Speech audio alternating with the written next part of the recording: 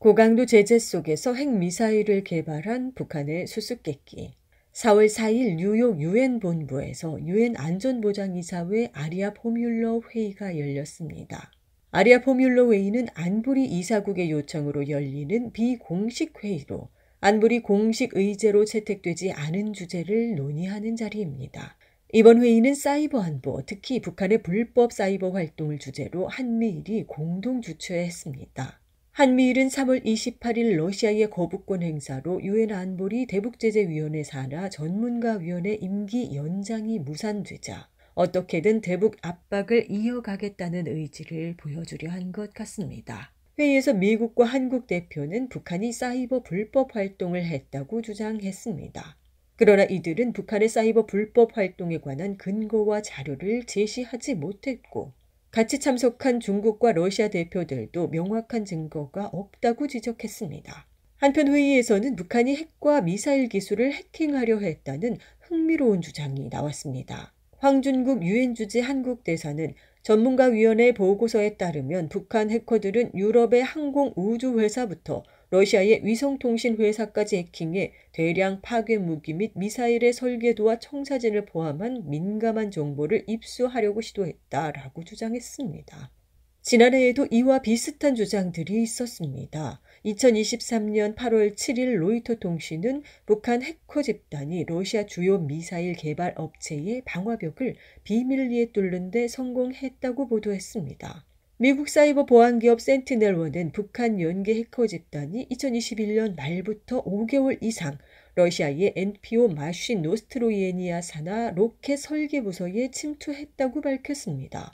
NPO 마신은 각종 미사일 개발에 관여했으며 현재 극초음속 미사일 개발에 주도적인 역할을 하고 있다고 합니다. 또 마이크로소프트사는 2023년 10월 5일 발표한 디지털 방어 연례 보고서에서 북한 해킹 집단이 핵과 미사일 분야 고급 정보를 수집하려고 러시아의 관련 기관을 해킹했다고 주장했습니다. 이런 주장은 북한의 핵과 미사일 기술을 깎아내리려고 한 것으로 보이지만 역으로 북한의 기술이 뛰어나다는 것을 인정한 것입니다.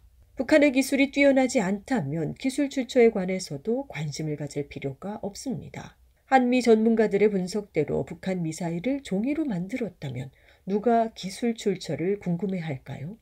실제로 2012년 4월 15일 북한 열병식에 등장한 신형 대륙간 탄도미사일을 두고 미국의 미사일 전문가 데이비드 라이트는 종이를 여러 겹 발라 만든 것처럼 보인다라고 진지하게 주장했습니다. 그러다 북한이 미사일을 발사해 진짜 미사일임을 보여주자 이번에는 대기권 재진입 기술이 증명되지 않았다라며 위협이 아니라는 주장을 합니다.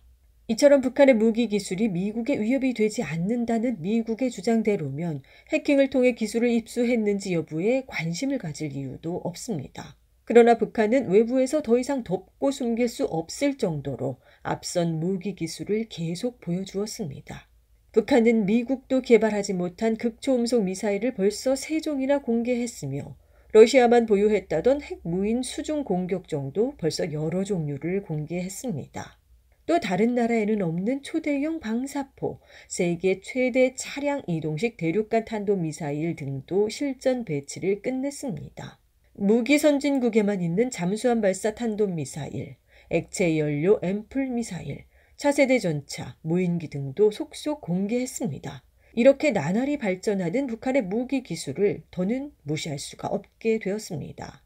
그래서 기술 출처에 관해서도 관심을 두게 된 것입니다.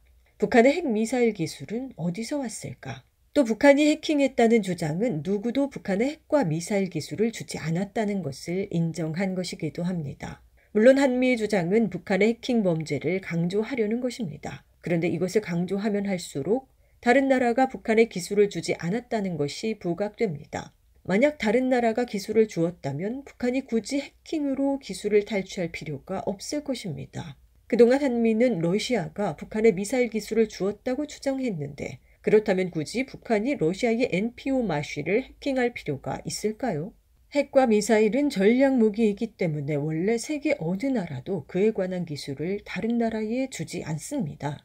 영국이 핵 개발을 할 때 미국은 애초에 도와주겠다던 약속을 깨고 오히려 방해했습니다.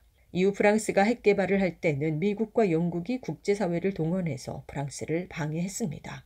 이런 모습은 이념이나 체제와도 상관이 없습니다. 중국이 핵 개발을 할 때는 같은 사회주의 국가인 소련이 강력하게 반대했습니다. 마찬가지로 북한이 핵과 미사일을 개발할 때 한미일은 물론 중국과 러시아도 반대하고 대북 규탄과 제재에 동참했습니다. 북한이 미사일을 종이로 만들었다고 깎아내리고 해킹으로 핵미사일 기술을 훔쳤다고 주장하는 걸 보면 미국과 서방 세계는 자기들만이 핵미사일 원천 기술을 개발할 수 있다고 생각하는 것 같습니다. 일반적인 자본주의 국가에서 기술은 곧 돈입니다. 돈이 있어야 기술을 개발할 수 있습니다. 따라서 북한은 돈이 없기 때문에 핵과 미사일을 스스로 개발할 수 없다는 게 미국과 서방 세계의 생각인가 봅니다. 반면 북한은 무기를 돈이 아니라 정신력과 창의력에서 나오는 것으로 생각하는 것 같습니다. 북한은 만주에서 일본과 싸우던 시절에 무기를 제작할 공장도 자금도 없었다고 합니다. 일본과 싸우기 위해서는 자체의 힘으로 무기를 제작하지 않으면 안 되었습니다. 이때 스스로 만들어낸 폭탄 중 하나가 연길폭탄이라고 합니다. 북한은 연길폭탄을 자력갱생의 상징으로 강조합니다. 또 북한은 한국전쟁 당시 미국의 공습을 피해 평안남도 숙천군 군자리 지하 갱도에서 손으로 기계를 돌려가며 무기와 탄약을 생산하였다고 합니다. 북한에서는 당시 나타난 자력갱생의 정신을 군자리 혁명정신 혹은 군자리 정신이라고 부릅니다.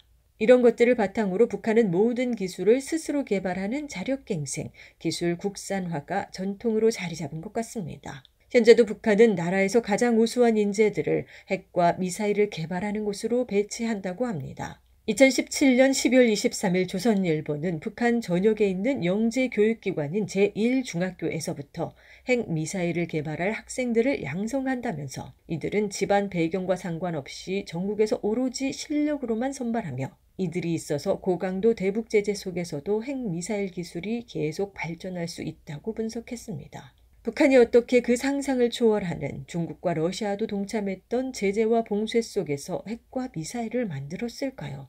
이 수수께끼를 풀어야 합니다. 이것을 잘 풀어야 북한을 제대로 이해할 수 있고 대북 정책을 제대로 세울 수 있을 테니까요.